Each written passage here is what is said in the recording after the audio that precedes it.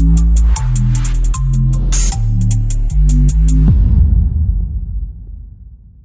કેન્દ્રીય જળશક્તિ મંત્રી સી.આર. પાટીલની ઉપસ્થિતિમાં અઠવા પાર્ટી પ્લોટ ખાતે સુરત મનપા આયોજિત 2959 મકાનોનું લોકાર્પણ અને ફાળવણી ડ્રો યોજાયો હતો.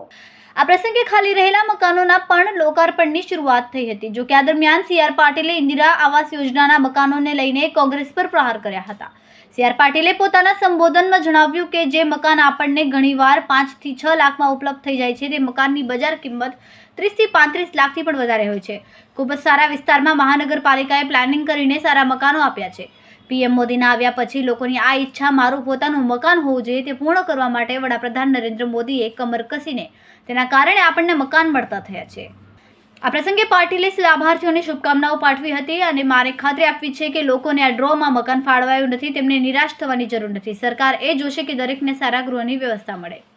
કેમેરામેન સેનિલ વિરાણી સાથે વિશાલ છેઠા, માનવ પ્રભા ન્યૂઝ, સુરત.